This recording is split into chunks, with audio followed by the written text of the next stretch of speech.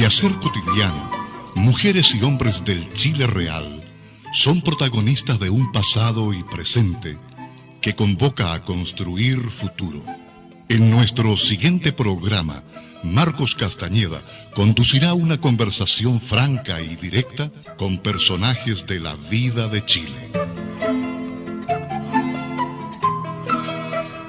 Radio Nuevo Mundo, su red de emisoras y su sitio en internet presentan Testimonios, hechos que merecen ser conocidos, lo relevante de acontecimientos o actitudes en la vida real.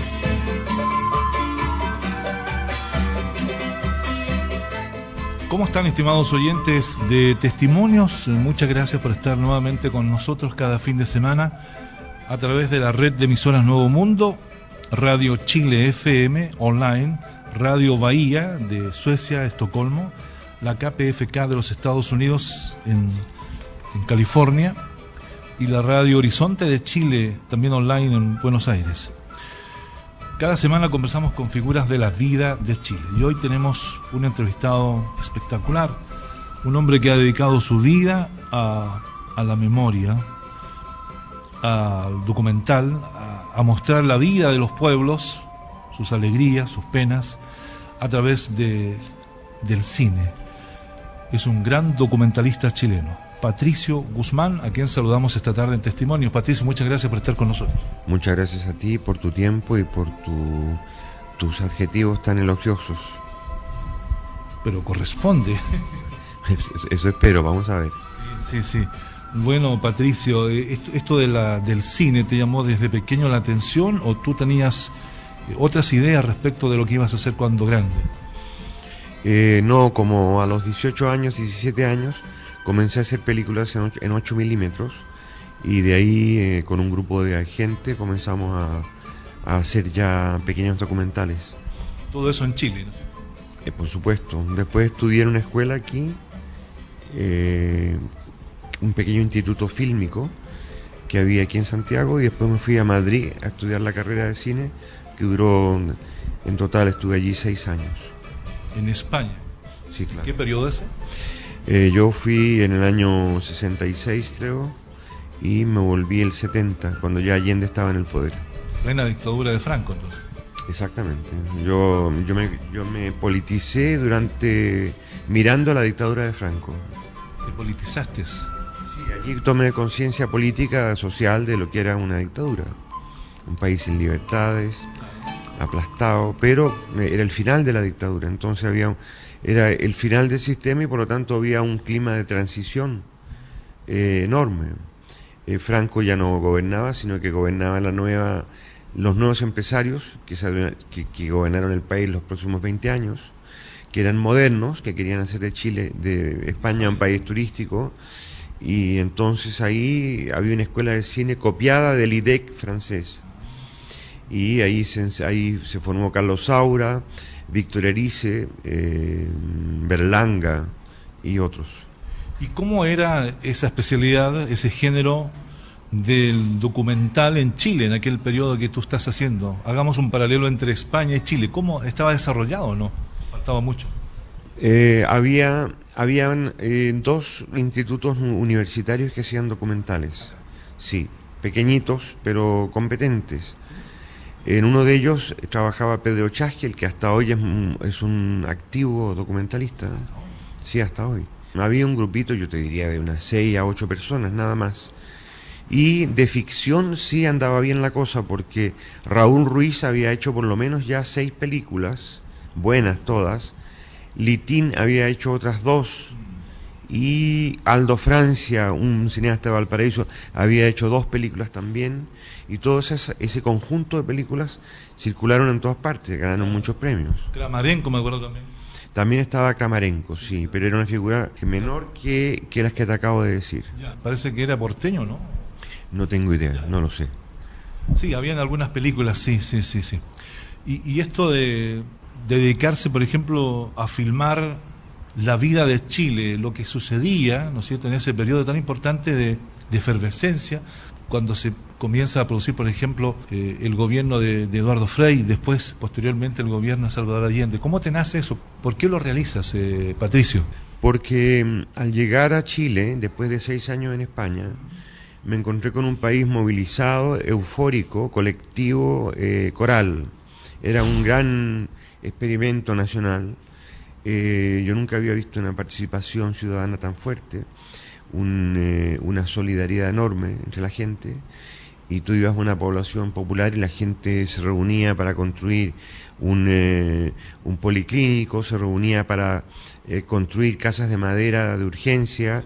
De repente los autobuses que estaban en malas condiciones servían de aulas para una escuela de primaria, y todo el mundo movilizado porque Allende convenció al pueblo de que era interesante modernizar el país, salir de la pobreza y enfrentar los problemas básicos con una especie de autoconstrucción. Era muy interesante.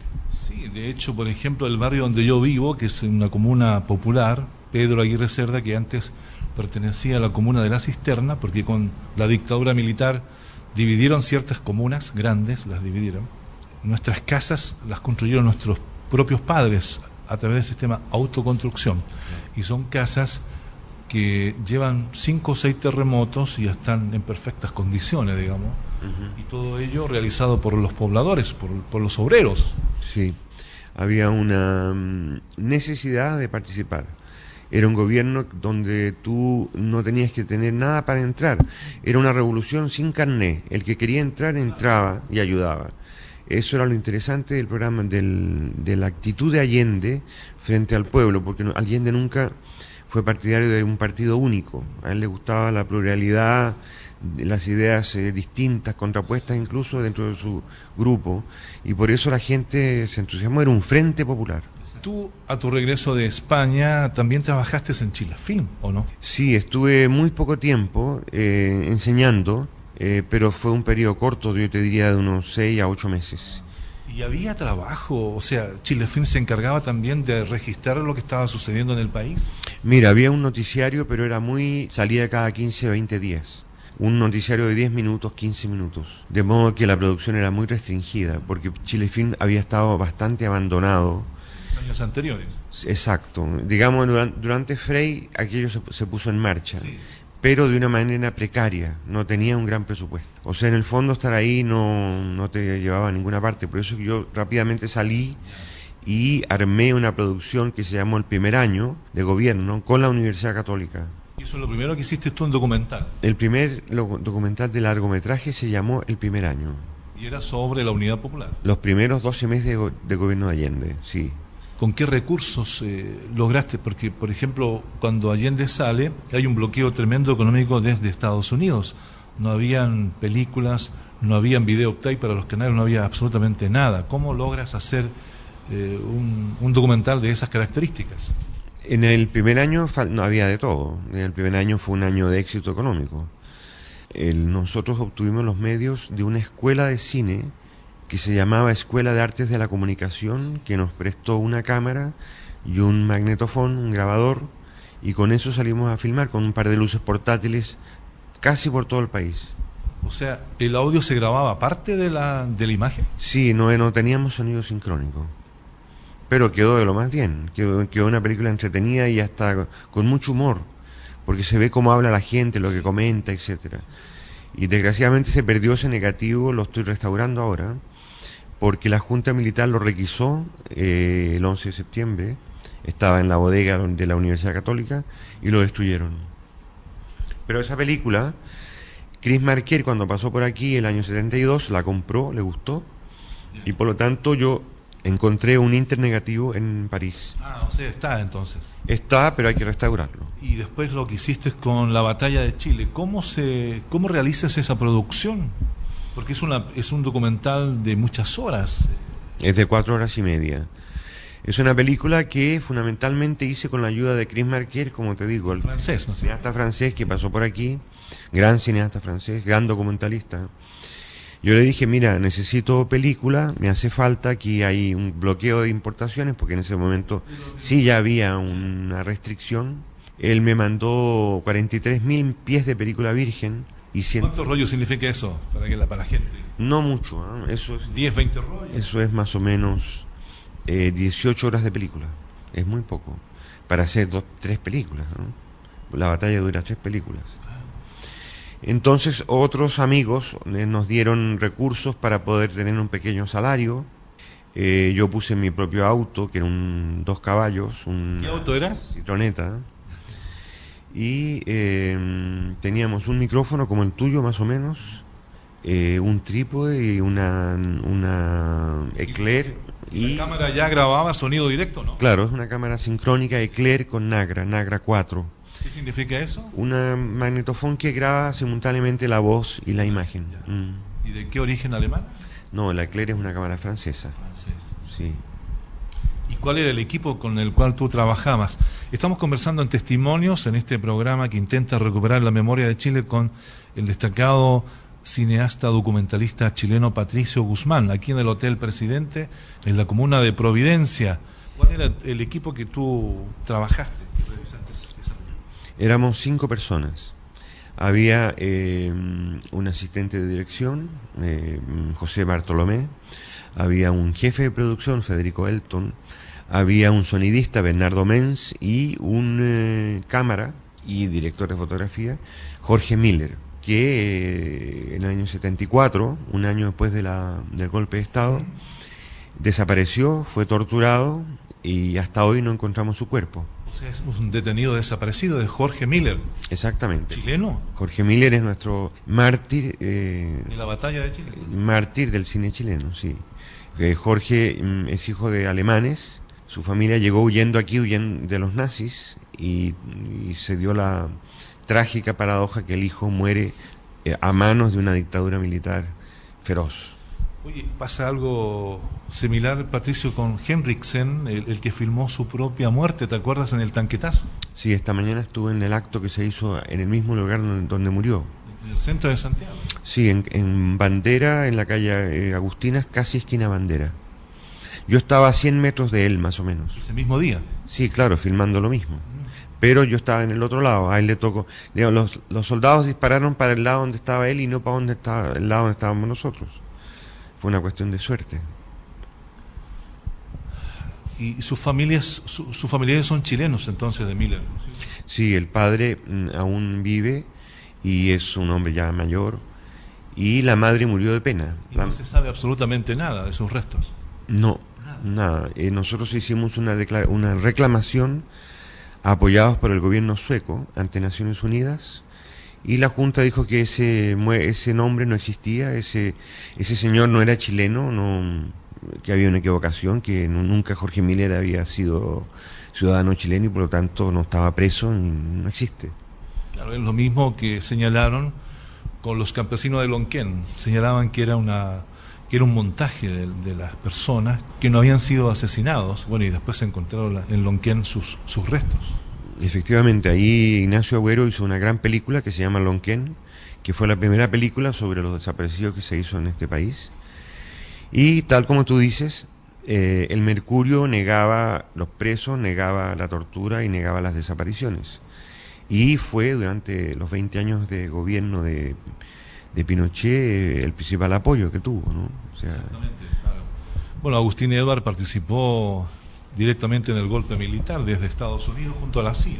¿Cómo no? Él viajó para convencer a Nixon de que Allende había que liquidarlo porque este era una amenaza a la democracia, y Nixon, necio como era, ¿no?, le apoyó.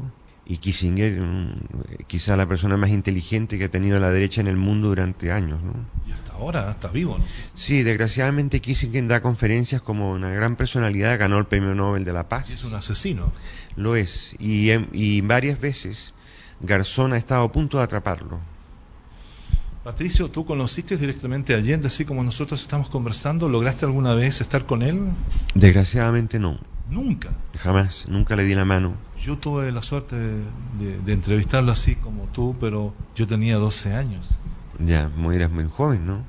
Sí, estudiaba, esto lo sabe muy poca gente. Estudiaba en el Liceo Diego Portales, un liceo de la Gran Avenida, no sé si ubicas ese barrio. Sí, perfectamente. Bueno, y ahí, antes se entregaba un ramo que era educación cívica. Exacto. Y el profesor de historia un día dice, bueno, vamos a hacer educación cívica y voy a repartir los 40 alumnos para que estudien cada uno de los partidos que habían en Chile. Y a mí, afortunadamente, era el número 8, me toca el Partido Socialista. Y me voy con mi madre, yo tenía 12 años, a la sede del Partido Socialista en la calle San Martín, 444 creo que era, o 424. Y conversamos ahí con el secretario, era un hombre el secretario, y le explicamos, vengo a hacer una tarea, qué sé yo. Asiento, me dicen, porque ya viene el compañero Allende desde el Congreso, que estaba a 2 cuadras. Allende era presidente del Senado. Uh-huh. Y sube Allende por una escalera y lo veo, y me dice, adelante compañero, sé que una sala así. Yo quedé estremecido, digamos, y le pude hacer sus 8 o 10 preguntas, y al final me dijo, bueno, a seguir trabajando compañero, porque la lucha es muy difícil. Tú tuviste esa suerte enorme. Nosotros nunca nos atrevimos a pedir una entrevista en La Moneda, porque estábamos seguros que nos iban a decir que no. Yo no era militante de ningún partido, y mis colegas tampoco, y éramos muy jóvenes. Yo era el más viejo y tenía 30 años, y los otros tenían 25, 18 años tenía el sonidista. Y a La Moneda llegaban equipos de la BBC, de la PBS, de la ABC, de grandes compañías de Europa y de Estados Unidos, la RAI, etcétera, y venían con equipos impresionantes, te fijas, con llenos de equipo, de cámaras, o sea, nosotros teníamos una cámara, un trípode que parecía que se hubiera caído por una escalera, teníamos el pelo muy largo. Yo no creo que nos hubieran recibido. No teníamos amigos en el poder. Digamos que yo sé que el jefe de prensa que había, ¿no? Era una gran persona, pero seguramente... Estaba Augusto Olivares también. También estaba allí, sí. No, pero Augusto estaba en ese tiempo más en la televisión que con Allende. Sí, junto con José Miguel Vargas. Exactamente. Entonces, en esa época, aunque hubieran sido buenas personas con nosotros, seguramente nos hubieran dejado al final de la cola, ¿te fijas? Puede ser. Es normal. Por lo tanto, nos dedicamos a filmar a Allende en los discursos, en las apariciones públicas, en los cambios de gabinete. Y acuérdate que La Batalla de Chile es sobre todo una película coral, es una película de masas. A mí me interesaba mucho saber lo que estaba pasando en la base. Y por eso vale tanto, porque todos los periodistas que llegaban filmaban Allende, el Quilapayún, la Plaza de la Moneda, y no iban a los cordones industriales, a las fábricas, muy pocos. Por eso que te digo que lo que tú hiciste es un gran documento, porque se ve ahí, por ejemplo, cómo los dirigentes obreros opinaban acerca de lo que estaba pasando políticamente en Chile, en los cordones industriales de Vicuña Maquena, de Cerrillos, de distintos lugares. Claro, esta es una película que se desarrolla en la base y que está con los obreros, con los trabajadores, con los campesinos y con sus dirigentes, y escuchando las discusiones, ¿no? El intercambio ideológico que tenía el pueblo en ese tiempo, que era notable. Había una cultura política única en América Latina. Y a eso le vas agregando Patricio Guzmán, con quien conversamos esta tarde en Testimonios, en Radio Nuevo Mundo, Radio Chile FM, Radio Bahía, la KPFK de los Estados Unidos, situaciones por las cuales iba atravesando el gobierno, como por ejemplo cuando Allende sale a Naciones Unidas. Claro, nosotros no fuimos con él a Naciones Unidas. Claro, pero recuerdo sí que en el año, a finales del 72 de diciembre. Sí, exacto. Se ausentó, ¿no? Y estuvo en Naciones Unidas, donde dijo... Y en México también. Sí, donde ahí se hizo amigo de Echeverría, del presidente mexicano. Sí. Y sí... ¿Qué te parece ese discurso que da en Naciones Unidas, anticipándose 20, 30 años a lo que vendría después? Porque ahí Allende señala que las multinacionales iban a ser las que iban a dirigir el mundo, tal como es hoy día. En efecto, él es un discurso lleno de ideas proféticas que se cumplieron 20 años después. Y por otra parte, también considero que el discurso en la Universidad de Guadalajara fue un discurso brillante, en que incorpora a la juventud y dice de que hay que estudiar y trabajar y que las revoluciones se incentiva, claro, no se improvisan de un día para otro, que no hay que ser Che Guevara, sino que hay que ser muy buen trabajador primero, ¿no? Y que todos tienen que apoyar, y naturalmente él era muy amigo del Che, pero quiero decirte que él en ese discurso desmistifica el héroe revolucionario y dice todos somos un héroe, tenemos que avanzar en conjunto. Eso fue un discurso que encendió a la universidad.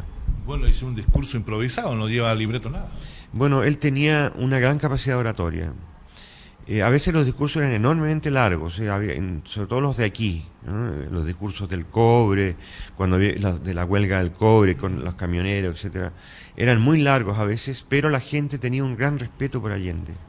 Yo no sé cómo un hombre con unos anteojos gruesos, generalmente enchaquetado, con un traje normal y corriente, pocas veces le vi sacarse la chaqueta.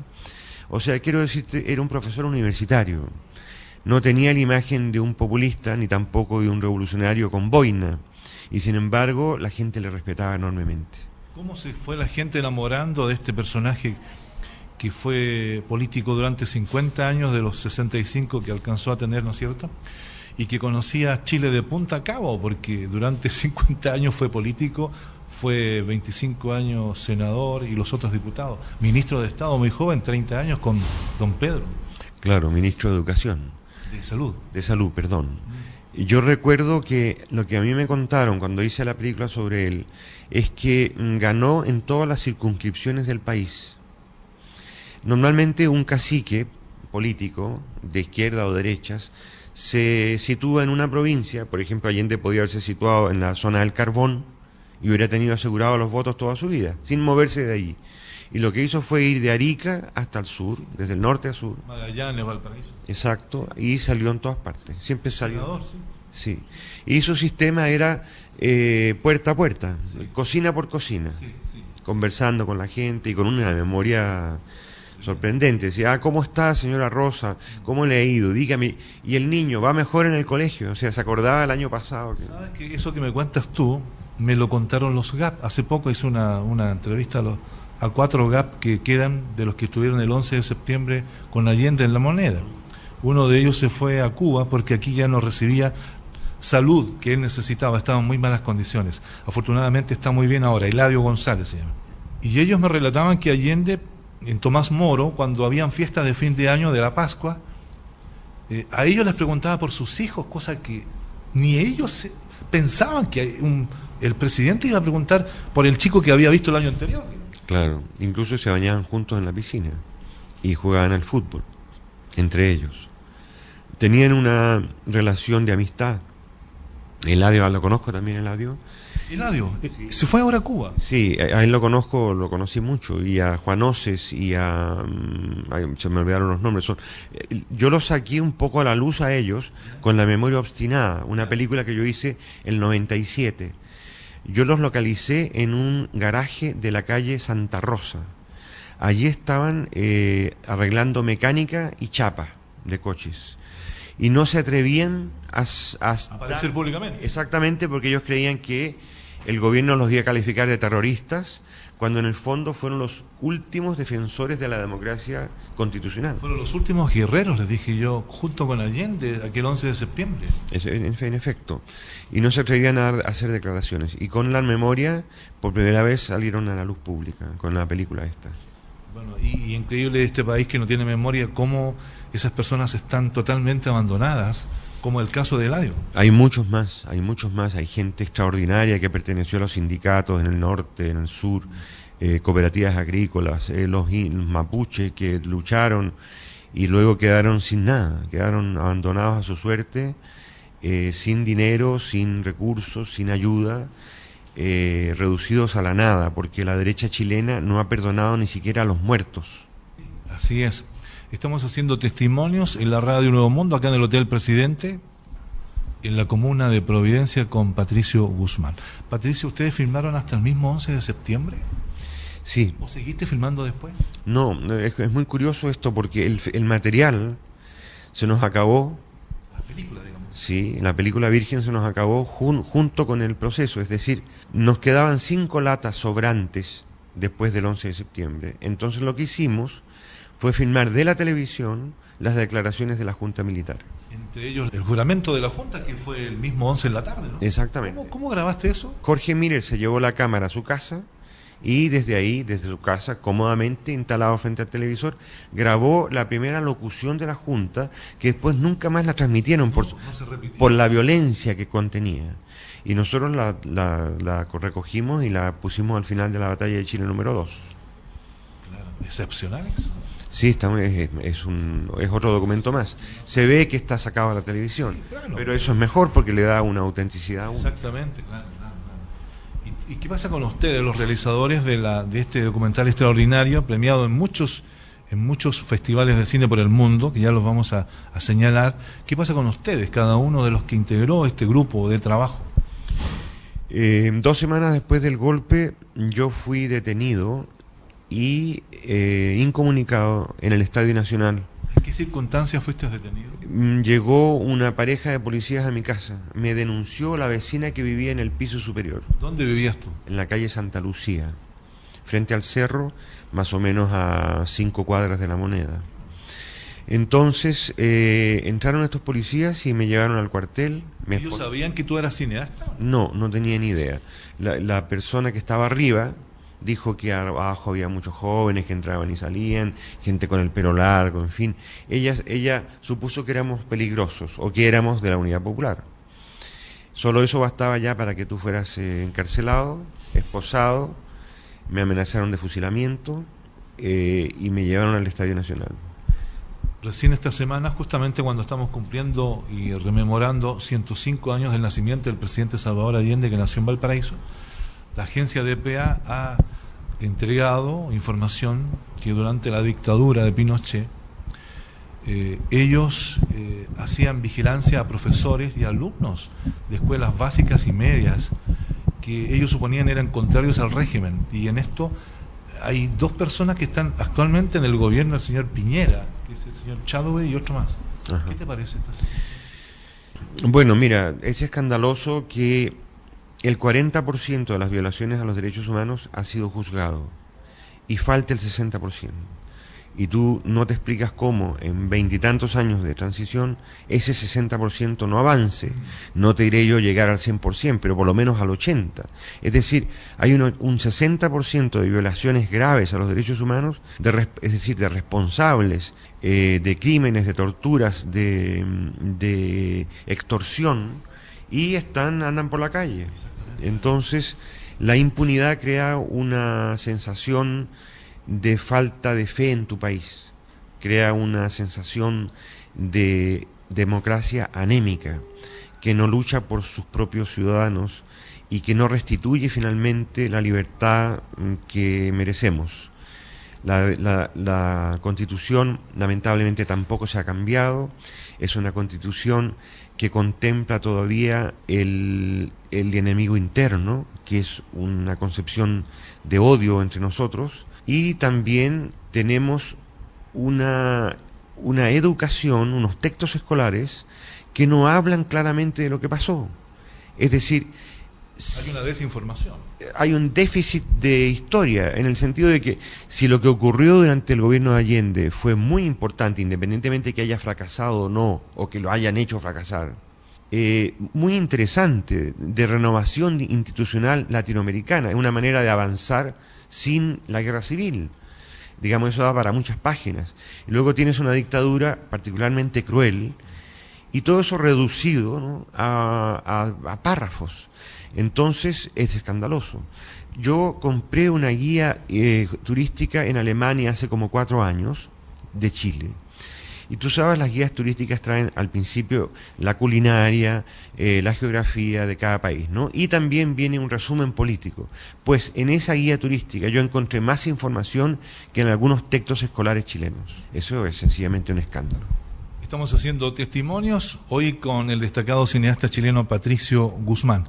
Escríbanos usted, que está en distintos lugares del mundo, en Punta Arenas, en Antofagasta, en Iquique, en la Patagonia Argentina, en Australia, en Hannover, en Estocolmo, al siguiente correo: programa testimonio, sin ese, programa testimonio @gmail.com. Escríbanos, con mucho gusto le vamos a responder. Hoy estamos haciendo testimonios junto a este destacado documentalista chileno Patricio Guzmán. Patricio, tú nos señalabas lo que había pasado contigo después, 2 semanas después del golpe de Estado. ¿Y qué pasó con los demás? El cameraman, el sonidista, ¿qué pasó? Todos lograron salir poco a poco del país y Jorge comenzó a hacer publicidad y después se enroló en una película de ficción en el norte de Chile.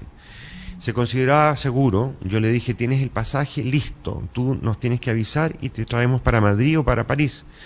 Y ya veremos cómo nos... Jorge Miller Silva. Y él dijo siempre, no te preocupes, estoy bien, no me considero perseguido en absoluto. Él era un militante secundario del MIR. Pertenecía al Frente de Trabajadores Revolucionarios, que era como una franja próxima al MIR, pero no eran militantes reales, eran simpatizantes. Y lamentablemente en noviembre del 74 él fue aprisionado con su compañera, la actriz Carmen Bueno Cifuentes, joven también como él, 27 años, que sí tenía una responsabilidad mayor en el partido MIR, y cayeron juntos. Y Jorge fue llevado a Villa Grimaldi. Carmen debe haber sufrido tortura, violación, todo lo imaginable. Era una hermosísima persona y una bella mujer. Y Jorge lo vieron pasar por 3 Álamos, 4 Álamos y Villa Grimaldi. Y en el archivo de la vicaría yo leí algunos testimonios últimos en que algunos prisioneros lo vieron salir de la celda un día. Un militar se le acercó y le dijo algo, y Jorge se cubrió la cara con las manos diciendo, qué horror. Parece que en ese momento le comunican que lo van a fusilar. Y no sabemos dónde está su cuerpo, no ha aparecido. Ese es Jorge Miller. ¿Y los otros? Los otros salieron, unos, por ejemplo, algunos tuvieron una carrera brillante. En el caso de... Fuera, dices tú. Fuera de Chile. En el caso, Federico Elton se dedicó a la arquitectura y fue una de las personas que distribuyó la batalla de Chile, estando fuera. Y el sonidista, ingeniero de sonido Bernardo Menz, se transformó en un brillante ingeniero de sonido en Madrid, llegando a ser sonidista de Víctor Erice y de Almodóvar. ¿Qué te parece? Y participó en todos los festivales importantes, en Cannes, etcétera, como un gran técnico.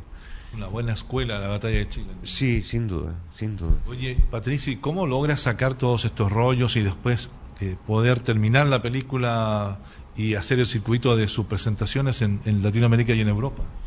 Bueno, como yo veía que la situación era bastante difícil y que el país estaba muy radicalizado y había una situación de peligros, digamos, al final. ¿Dónde tenían los rollos tú? Escondidos, Ya. completamente ocultos en la casa de un tío mío. Nadie sabía dónde estaba, ni siquiera mi mujer sabía dónde estaban los rollos. Solo sabía mi tío, ni siquiera sabía la familia de él. Yo llegaba en la noche a su casa y teníamos un lugar donde guardábamos el material. De modo que cuando yo caigo preso, ya se pone en marcha un plan para salvar el material.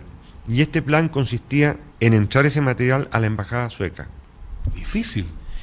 No, porque un realizador chileno, Sergio Castilla, era esposo de la secretaria del embajador, Lilian Inset, sueca. Entonces Lilian era la persona, nuestro contacto entre mi tío y la embajada de Suecia. El embajador era un hombre extraordinario, Harald Edelstam. Sí, que se habla muy poco de él, ¿eh? Es un hombre... Salvó muchas vidas. Salvó vidas, documentos, defendió la embajada cubana, luego hizo una campaña internacional en favor de Chile contra Pinochet. Es un héroe de la socialdemocracia europea, uno de los fundadores de la socialdemocracia europea, de donde salió Olof Palme. Es decir, pertenece a esa camada de gente muy honesta que en el fondo construyó Europa. Son los pioneros que construyeron el primer tratado europeo. Y este hombre salvó vidas aquí, en Guatemala y en África, donde estuvo antes comisionado. Y yo estoy, después que haga la película que ahora estoy preparando, voy a hacer una película sobre Edelstam. Qué bien, Patricio. Estoy en contacto con su nieta, Carolina Edelstam, que ha creado en Estocolmo una fundación Edelstam. Y ayudados por esta fundación, vamos a hacer la película. Yo ya entrevisté a un hijo de Edelstam, que vive en París, y que me contó toda la historia de su padre, con todas las fotos. Edelstam era un aristócrata, pertenecía a la nobleza sueca. Imagínate. Era un gran señor. y simpatizaba profundamente con la causa social de África, de América Central, donde estuvo, y se hizo amigo de Allende enseguida. Era un hombre directo y le gustaba mucho la gente directa y detestaba la diplomacia convencional. Y el doble estándar, como es ahora. Exactamente, y por eso mismo durante mucho tiempo Edelstam fue borrado del mapa en Suecia. Es decir, después de que él hizo lo que hizo en Chile, saltándose todas las instancias diplomáticas, haciendo todas las cosas, como bajo su responsabilidad, digamos. tomó toda la iniciativa propia. Entonces, naturalmente, el gobierno sueco, después que Palme fue asesinado, él cayó en desgracia. Y solamente hace, yo te diría, 8 años que de nuevo el personaje está siendo situado donde corresponde. Sí. La embajadora sueca hoy día admira a Edelstam, pero yo conocí a otros embajadores suecos chilenos que en Chile hace 10 años que no querían saber nada de Edelstam. Claro. Sí. Entonces ellos te ayudan a sacar los rollos de la película. En efecto, la película entra a la embajada, Edelstam acepta este gran paquete y lo lleva a Valparaíso y lo embarca en un barco sueco que llega a Estocolmo 3 meses más tarde, porque en esa época se declara la primera crisis del petróleo y el barco se va a media máquina y tarda 3 meses en llegar a Estocolmo. ¿Por qué no lo sacaron por avión? No se podía. Yo creo que eso era más peligroso porque era muy grande el bulto. O sea, fue como una estrategia entonces. Sí, por barco. Exactamente, era más... Seguramente menos seguridad en el barco, o sea, para poder introducirlo. Sí, bueno, mi tío me cuenta que el convoy, que la furgoneta, fue detenida varias veces por carabineros en el transcurso del viaje y no querían dejar descargar esa camioneta al barco. Y el capitán del barco bajó al muelle y le explicó a la fuerza pública que eso era territorio sueco. Es ilegal impedir el cargamento de la embajada en un barco sueco. Finalmente yo salí del estadio después de 2 semanas, salí de Chile con un pasaporte normal, yo nunca fui un exiliado técnico. Cuando yo fui a sacar mi pasaporte a la oficina de investigación, ¿cómo se llamaba? Servicio de Identificación de investigación. Algo así. Sí. Y pedí mi pasaporte, me lo dieron. ¿Y no figurabas que había estado detenido? No. Todavía el estadio no coordinaba su trabajo con el departamento de identificación. Entonces tuve la suerte de tener un pasaporte como si fuera turista, que fue una gran suerte porque siempre me pude mover libremente por donde quisiera. Pero tampoco obtuve las ventajas de ser un asilado profesional, claro, técnico, y recibir algunas ventajas que muchos tuvieron. Ayudas, en Suecia les dieron una casa, etcétera. De modo que me transformé en un francotirador que tenía esta película que hablaba de este proceso mejor que ninguna otra. Maravillosa, claro. Pero no tenía yo las ventajas de un exiliado, aunque de hecho lo era, ¿te fijas? Claro, para poder editarlo. Claro, la gran ayuda vino de Cuba. ¿Y cómo hiciste ese contacto con Cuba? ¿Quién te ayudó ahí? Chris Marker, el francés. Ah, el mismo francés. Como yo no era militante, no tenía... llegada. Claro, no tuve el contacto que hubiera tenido un militante para hablar con los cubanos y decir, miren, necesito esto. Entonces, Chris Marker sí tenía una relación excelente porque había hecho 2 películas sobre Cuba. Una se llama La batalla de los 10 millones, sobre la zafra, y la otra se llamaba Cuba Sí. Eran 2 películas de agitación, muy bien hechas, y de circulación mundial, que hizo Chris Marker. Por lo tanto, los cubanos en ese momento lo querían mucho. Después, Chris se alejó un poco de Cuba, ¿no? Pero en ese momento no. Entonces, cuando yo llegué a París, le dije, Chris, tenemos que montar esta película, hay que conseguirse dinero, ¿no? Entonces fuimos a buscar, nos entrevistamos con toda la élite francesa, con Yves Montand, con Simon Signoret, con Frédéric Rossif, y todo el mundo nos ofrecía algo. Yo te ofrezco el sonido, yo te ofrezco el montaje, yo te ofrezco laboratorio. En esas circunstancias es muy difícil concentrarte para hacer una película. Lo íbamos a aceptar, pero en ese momento llegó un emisario cubano del Instituto Cubano de la Industria y el Cine, donde nos comunicaba que Alfredo Guevara, el que dirigía el ICAIC, aceptaba que nosotros fuésemos, ocupáramos una sala de montaje y que tuviésemos una habitación en un hotel para vivir. Qué bien. ¿Eso en qué año, Patricio? Es el 74. Allí llegamos, yo fui por 6 meses y me quedé 6 años, porque la película duró muchísimo en terminarse, mucho.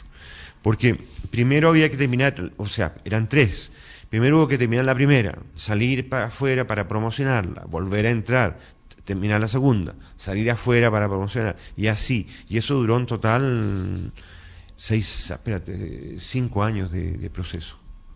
5 años en que vivimos metidos adentro de una sala de montaje, un trabajo que hizo Pedro Chaskel, que también es chileno, y antes de que yo abandonara el país, fui a su casa y le dije: Pedro, ¿tú sabes que yo estaba filmando esta película? Y me dijo: sí, él lo sabía. Y yo le dije: ¿te interesa montar esto? Pero por supuesto, me dijo. Entonces, espérame a que yo encuentre los medios económicos, los medios técnicos, y cuando esté listo te llamo. Y efectivamente, él llegó a La Habana y estuvo allí mucho más que yo, porque yo después de 6 años me fui, volví a Madrid, y él se quedó, yo creo que por lo menos unos 12 años en La Habana, donde hizo varios documentales. Estamos haciendo testimonios con Patricio Guzmán, aquí en el Hotel Presidente, en la calle Leodoro Yáñez, cerquita del Metro Salvador. Patricio, ¿y dentro de tu familia hay alguien que haya seguido esto del cine? No, mira, mi familia era muy pequeña. Mi padre se separó de mi madre cuando yo era muy chico. Entonces yo viví con mi madre, y mi madre ya había fallecido antes de que Allende saliera. Mi madre, por ejemplo, decía, Patricio me decía, no sé por quién votar, porque el programa de Tomich, de la Democracia Cristiana, es casi tan igual al de Allende, que no sé por quién votar. Naturalmente, como ella era muy católica, votó por Tomich, pero eso te da una idea de que hubo un momento en que se podía haber unido este frente, dos programas, este frente de clase media, y hubiera cambiado la historia de Chile, ¿no? Eso hubiera sido un sueño maravilloso, porque ese 30% que realmente apoyó a Pinochet y tomó el poder era un 30% completamente caduco. Digamos, cuando Alessandri abandona el poder 7 años antes de Allende, era una clase política completa feudal, digamos, de dueños de la tierra, con un concepto muy anticuado de la vida moderna. Y esa gente fue la que Pinochet puso en el poder, digamos. Fue un regalo para esa generación de políticos ya en la jubilación. Y la Democracia Cristiana, que tenía una tremenda cantidad de cuadros presidenciables, se quedó sin nada. Y nosotros muertos. Bueno, eso ya era previsible. Pero la Democracia Cristiana, que podía haber ganado mucho, lo perdió todo. O sea, apostó por el fascismo. Y apostar por el fascismo es lo peor que puedes hacer. Dentro del periodo de la película que tú desarrollaste, ¿tomaste alguna imagen del poeta Pablo Neruda? Parece que no aparece. No, Pablo Neruda... ¿Estaba en Francia? Claro, él estaba de embajador en Francia. El último año estuvo en Chile. Sí, pero estaba enfermo y estaba en el último periodo, que fue un periodo de enorme radicalización, de lucha de clases en la calle, en la universidad, en todas partes, sindicatos, en los canales de televisión. Y Neruda era un personaje un poco retirado, ¿te fijas? Yo menciono que gana el premio Nobel en el primer año, pero no en la batalla de Chile. ¿Y qué te parece lo que está sucediendo ahora con su historia? Que es posible que también lo hayan asesinado en la clínica donde estaba internado. Bueno, me parece interesante este tipo de investigación. A mí me gustaría mucho que se hiciera con Eduardo Frei, porque también existe esa sospecha. En la misma clínica. Claro. Murió en la misma clínica. Claro, y eso es grave, ¿no? Que no se sepa todavía qué ocurrió. Pero es increíble, Patricio, que aquí en Chile un señor que se llamaba Augusto Pinochet haya asesinado 4 presidentes de la República. En efecto. Porque Carlos Prat fue vicepresidente de la República en un periodo en que Allende justamente andaba afuera. Claro. José Toá también. Exactamente. Y Bernardo Leighton también. Una bomba en Italia. En Roma. Y luego el único acto terrorista en Washington lo hizo Pinochet. Orlando Letelier. Exactamente, una bomba a pocos metros de la Casa Blanca. Exactamente, con agentes de la CIA entre medio. Michael Townley. En efecto, es increíble. Bueno, dicen que justamente Michael Townley sería el que le puso la inyección a a Pablo Neruda en la pieza ese día domingo. Sí, a mí me contó, yo estuve recién en San Sebastián en una retrospectiva y me encontré allí con un médico especializado que es miembro de la comisión. Y este médico me dijo que, un médico muy reputado, me dijo que había una persona que había entrado a la habitación y quien figuraba como médico. El doctor Price. Pero que no figura como médico. No está en los registros del hospital. En los registros de la Escuela de Medicina tampoco. Entonces hay una gran sospecha de que este es un impostor y que de ahí puede haber una pista que esclarezca los hechos. No se sabe todavía. Yo hace poco entrevisté al chofer de Neruda y él me dice que por todas las fotografías que hay de Michael Townley, porque él se enfrentó, incluso este médico lo mandó a comprar al chofer ese mismo día, fuera de la clínica, y ahí tomaron detenido al chofer, y dice que es muy posible que sea Michael Townley, porque era un rubio. Y escuchando una grabación de Canal 13, en donde se le hace una entrevista a Michael Townley, después del golpe, él era norteamericano, era estadounidense, pero hablaba muy bien el castellano. Entonces, perfectamente podría... Claro, digamos que tu elucubración puede ser cierta, sí. Bueno, Patricio, tú has ganado muchos premios por todo el mundo, con tus películas, con tus documentales, has hecho películas en toda Latinoamérica, en México. Te puedo interrumpir con una noticia que recibí ayer. A ver, cuéntame. Mira, es una noticia sorprendente, ¿no? Tú sabes que Nostalgia de la Luz la vimos, sí, ha pasado por más de 150 cines norteamericanos. Y La Batalla de Chile sigue circulando en Estados Unidos. La edición DVD está en todas las universidades norteamericanas. Bueno, mira, en un comunicado del 28 de junio de la Academia de Hollywood, es decir, de ayer, el presidente de la Academia, que se llama Hau Koch, no sé si es Koch o Koch, dice lo siguiente: estas personas, dice, están dentro de los mejores cineastas que hoy trabajan en la industria del cine. Su talento y su creatividad han capturado la imaginación del público en el mundo entero y estoy orgulloso de recibir a cada uno de ellos en nuestra academia. Y está mi nombre, ¿no? Raúl Peck, gran cineasta haitiano, Claude Lanzmann, el autor de Shoah, Eduardo Coutinho, el gran documentalista brasileño, Hedy Honigman, la gran documentalista holandesa, Peter Quinoy, que es amigo mío también, actor de una película sobre Guatemala, junto con Pamela Yates, que está también aquí, Marcel Ophuls, el gran cineasta francés, que el primer documental antifascista extraordinario que se hizo en Francia, y Agnès Varda. Entonces todos estos documentalistas hemos sido invitados a entrar a la Academia de Hollywood. Fabuloso. Sí. Te felicitamos realmente, una gran sorpresa porque tú primera vez que estás dando esta información, ¿no? Bueno, mira, ayer me llamó un joven con un teléfono en muy mal estado y me lo dijo, me dijo esto, pero yo no le creí. ¿Por qué? ¿Porque él lo vio en algún lugar? Él descubrió esto en internet, en una página de internet que venía de Hollywood. Entonces, cuando yo llegué a la proyección de La Batalla de Chile, precisamente al Cine Alameda... El día jueves. Exacto, ayer, o antes de ayer. Entonces le pregunté al chico que estaba ahí si tenía un teléfono grande, de esos que tiene internet. Sí, me dijo, a ver, busquemos. Y apareció la información ahí también. Entonces, esas son dos personas supieron, más Radio Cooperativa que me llamó la noche. Aparte de eso, tú eres el tercero. Qué bueno. No hay ninguna otra persona que lo sepa. Te felicitamos realmente porque te lo mereces grandemente por todo lo que has hecho.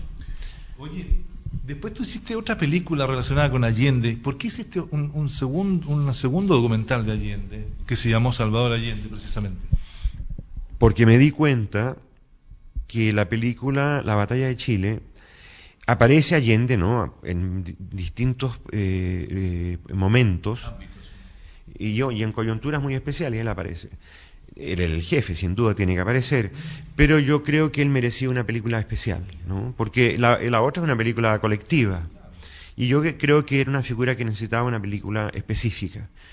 Y entonces ahí comencé a entrevistar a gente que le conoció, cómo fue su vida, etcétera, y con ayuda de fotografías y mi propio archivo, más las hijas, ¿no? Fui reconstruyendo su trayectoria, sí, que es Fantástica la película. novelesca, es novelesca. Esa también ha sido muy premiada. Sí, fue muy acogida. Ha tenido una gran circulación en Europa, una gran circulación. Bueno, y ahí has realizado otras películas, Patricio, documentales, otros documentales en España, en Francia. Mira, te puedo dar así someramente un resumen. Yo hice una película que me gusta mucho, que se llama En nombre de Dios, Sí. que es una película sobre la ayuda que la Iglesia Católica hizo a las víctimas en Chile, gracias al cardenal Silva Enríquez, que era un hombre más que católico, era un hombre de Estado, un humanista que quería salvar gente, era un hombre excepcional. Entonces yo hice una película sobre el trabajo de la Y vicaría. que está olvidado El cardenal. ¿sí? Sí. Está porque está ahí dentro de la catedral y nadie se acuerda de él, digamos, y todo lo que hizo. Sí, Fue al estadio precisamente después del golpe, fue al estadio a visitar a los prisioneros políticos. yo estuve con él, conversé con él en el estadio, porque fue de los pocos que bajó a los túneles. Los otros, la prensa cuando estaba afuera y sacaron como a 500, 600 para ponerlos en las tribunas, pero habíamos en un momento miles ahí abajo y entonces nadie entraba, pero el cardenal sí entró. Bueno, hice esa película sobre la iglesia que muestra todas las protestas que hubo en los años 80. Sí. Hubo 22 protestas contra Pinochet. Esa fue la razón, digamos, de que Pinochet convocara un referéndum. Seguramente Estados Unidos le dijo, mire señor, si usted no hace algo, va a venir una revuelta y vamos a llegar a lo mismo.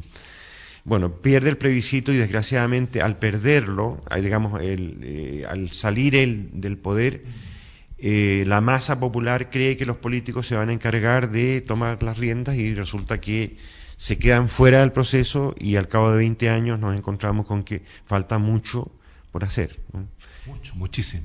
Sí, estamos en la mitad del camino y si digamos que el movimiento estudiantil tiene que continuar, transformarse en movimiento, ¿no? Porque aparte de protestar... De hecho, este movimiento ya con los trabajadores, sí, con la gente de la salud, sí, con todos. Tiene que transformarse en una especie de partido, sí, porque la concertación está claro que se agotó. Yo sé que las transiciones son difíciles, te fijas, yo también viví en España después y vi cómo fue todo ese negociado, ¿no? Terrible, porque Felipe González logró ser presidente durante 10 años, pero se olvidó por completo de las masas, de las fosas comunes, de las indemnizaciones a las viudas, lo dejó... De las reparaciones. Exactamente, no hizo nada. Dijo, tapemos esto para que la derecha no vuelva, porque el ejército franquista seguía ahí intacto. Y aquí también, pero yo creo que llegado un momento, después que pasa el primer instante de negociaciones delicadas, hay que dar un golpe en la mesa, porque si no, no se puede hacer de otra manera. O sea, yo creo, por ejemplo, si la señora Michelle Bachelet, que es hija de un asesinado de Pinochet, yo entrevisté a su mamá, a su madre, gran mujer, que fue torturada, la entrevisté para el caso Pinochet, que es otra de mis películas, y luego ella estuvo exiliada. Yo creo que ella podría subirse a la mesa de la Cámara de Diputados y decir, señores, está bueno ya, basta ya, tiene toda la fuerza moral para hacerlo. Por supuesto. Entonces, bueno, sí, espero que lo haga porque hace falta limpiar la casa, ¿no? Todavía. Yo creo que este es un país donde hay una disciplina de trabajo espectacular, yo no sé de dónde nos viene, yo conozco casi toda América Latina. Aquí hay una disciplina de trabajo increíble, aquí se trabaja mucho. Se gana muy poco. La gente se levanta temprano, se gana poco, los contratos de trabajo son precarios, no hay seguridad social, la salud es cara, la educación es imposible, y sin embargo la gente trabaja y tiene un espíritu de disciplina laboral, que quizá por eso Allende dijo, aquí con este país se puede hacer una revolución sin pasar por una guerra.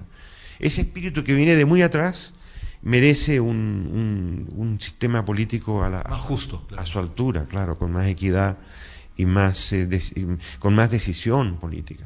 Te quiero agradecer el tiempo que me has entregado, no solo a mí, sino que a los miles de auditores que están escuchando este programa de conversación de la radiodifusión chilena. Tenemos más de 500 entrevistas de personajes de Chile, como tú, que has hecho mucho por este país. ministros de Estado, locutores, gente de la calle, obreros, campesinos, arrieros, que hemos entrevistado en este programa. Muchas gracias, Patricio Guzmán.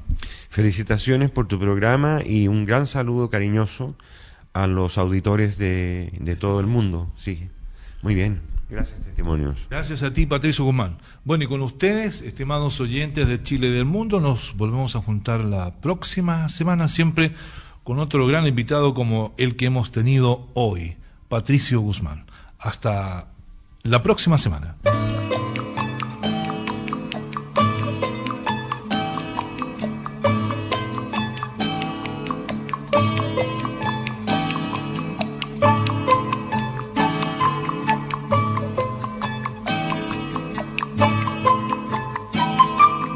Aquí termina el encuentro de hoy.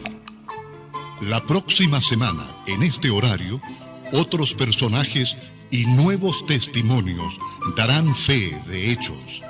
La realización de este espacio está bajo la responsabilidad de Marcos Castañeda como conductor, Daniel Bravo Muñoz, edición y grabación en estudios, Radio Nuevo Mundo, su red de emisoras y su sitio en internet agradecen su sintonía para Testimonios.